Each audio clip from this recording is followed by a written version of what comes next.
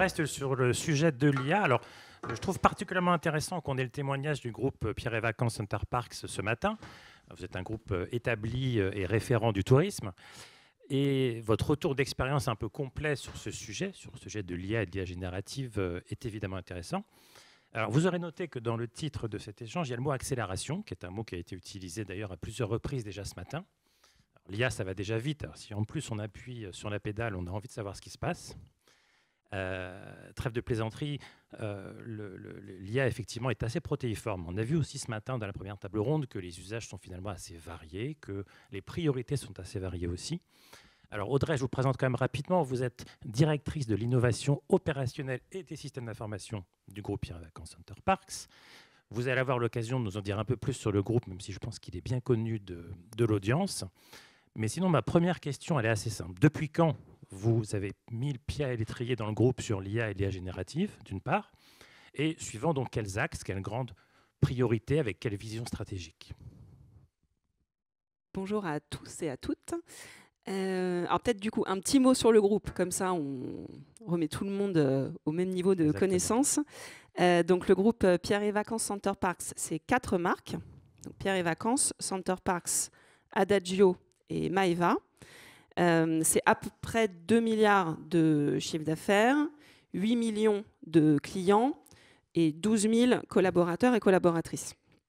Donc effectivement, sur le sujet de l'IA générative plus particulièrement, on a vraiment pris un virage et une accélération forte il y a à peu près 12 mois, avec plusieurs priorités et sujets. Donc le premier, ça a été assez largement abordé dans la table ronde juste avant, c'est le sujet du client et de l'expérience, avec un vrai sujet autour de la conversation. Et donc, comment est-ce qu'on utilise l'IA générative pour transformer notre relation client, mais avec ce qu'apporte finalement l'IA générative de très nouveau, c'est-à-dire cette capacité à converser avec la machine. Et donc, on travaille beaucoup sur l'évolution du parcours client, que ce soit sur la discovery, sur la réservation, sur le séjour ou sur le post-séjour, comme finalement une seule et même conversation qu'on va avoir avec le client. Ça touche aussi au sujet de l'omnicanalité, hein, bien sûr. Beaucoup de sujets autour de la personnalisation de la relation et notamment la personnalisation des contenus, tout ça étant évidemment très lié. Il y a un deuxième axe qui est plutôt autour de la productivité individuelle. Et on a en lien aussi avec ça pas mal de réflexions et de sujets en cours sur la transformation des processus métiers et comment est-ce que l'IA vient finalement faire évoluer ou peut faire évoluer des processus opérationnels, que ce soit sur les sites ou que ce soit dans les fonctions support, la finance, les RH, les achats, etc. Est-ce qu'il y a un de ces axes qui prend le pas quand même, sur lequel il y a quand même plus d'efforts que sur d'autres, ou finalement non, vous disposez oui, clairement, des œufs dans différents paniers? c'est le client, en premier. Hein. Mais je pense qu'il ne faut pas, et c'est ce qu'on fait d'ailleurs au sein du groupe, pas négliger d'autres axes, parce qu'on va assez rapidement avoir un sujet de compétitivité, de transformation, et on voit bien que l'IA générative peut transformer finalement tous les métiers. Donc c'est quand même important, et notamment avec mes équipes en tant que DSI, de bien avoir une vision 360. Et d'ailleurs, l'IA générative va aussi transformer les métiers de la tech.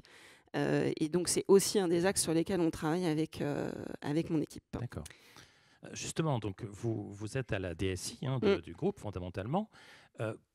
Comment s'organise la gouvernance en matière d'IA avec les métiers? Par exemple, qui est moteur sur les sujets? Qui va, par exemple, proposer des cas d'usage? Est-ce que ce sont les métiers? Est-ce que c'est la DSI qui est plutôt force de proposition, conseil, ou plutôt en support? Et comment les choses s'implémentent? Est-ce qu'il y a un comité de pilotage par projet, un comité global? Dites-nous un peu comment ça s'organise. Bon, c'est évidemment un travail conjoint. L'avantage qu'on a à la DSI, c'est qu'on est la seule fonction vraiment du groupe qui est complètement mutualisée pour les 4 marques. Et donc on est assez bien placé pour finalement mettre en place une gouvernance commune et voilà, battre un peu la mesure de cette gouvernance, même si on a des métiers qui sont très moteurs aussi sur ces sujets. On en parlait juste avant, enfin vous en parliez juste avant au moment de la table ronde. Jamais une technologie n'a été aussi puissante, adoptée aussi rapidement, et jamais une technologie n'a évolué aussi vite et continue d'évoluer encore très très rapidement. Et donc ça nous oblige en tant qu'organisation et en tant que manager à être vraiment dans une gestion de la complexité. Et ça impose beaucoup d'agilité, vraiment au sens voilà, de l'agilité qu'on a pu, dans le digital par exemple, hein, et donc de tester des choses et d'aller assez vite aussi sur ce qu'on met en place, est-ce que ça fonctionne, est-ce que ça ne fonctionne pas, et donc finalement de mettre des sondes pour regarder ce qui marche et ce qui ne marche pas. Et donc pour aller lancer des choses, quitte à éventuellement les abandonner si ça marche pas. Exactement, comme ce qu'on fait finalement dans les processus agiles. Voilà. Mais on a, voilà, pour revenir sur votre point de la gouvernance, je vous disais, on a vraiment accéléré là depuis 12 mois. Et en fait, on a mis en place une organisation et une gouvernance qui est structurée autour de 3 axes. La première, je vais vous faire une métaphore. En fait, on plante des graines, on plante des arbres et on chauffe la serre. Qu'est-ce qu'il y a derrière ça? On plante des graines. Ce sujet, c'est comment est-ce qu'on embarque l'ensemble des collaborateurs et collaboratrices sur ces technos. Donc ça passe par la mise en place d'une communauté d'experts qu'on a montée il y a bientôt 1 an, voilà, qu'on a appelé le Pioneer Club, auquel on a vraiment mis le pied à l'étrier sur des technologies d'IA générative pour qu'elles l'utilisent dans leur quotidien. Quand vous dites experts, c'est des gens du métier qui n'étaient pas forcément experts avant, mais que vous avez formés pour être experts. Exactement. Donc on a lancé le Pioneer Club il y a voilà, presque 1 an, sur la base du volontariat. On a dit 150 personnes avec des licences ChatGPT, Teams, qui vont être formées, qu'on va accompagner chaque semaine sur des cas d'usage, qui vont être amenés à partager leurs usages, qui vont travailler aussi avec des experts du sujet pour monter en compétences, et on va voir en fait ce qui ressort de ces discussions, de ces usages, etc. Et c'est comme ça qu'on a monté cette communauté d'experts. On a des gens dans tous les pays, toutes les fonctions, tout niveau de seniorité, toutes les business lines. Donc voilà, vraiment, c'est des gens qui n'étaient pas experts à la base et qui sont devenus experts. Et donc maintenant, on a cette communauté assez puissante. En parallèle, on a déployé notre solution GPT interne qu'on a ouvert à l'ensemble des collaborateurs. Et donc, on s'appuie sur ce Pioneer Club pour assurer le déploiement et l'adoption de ces outils.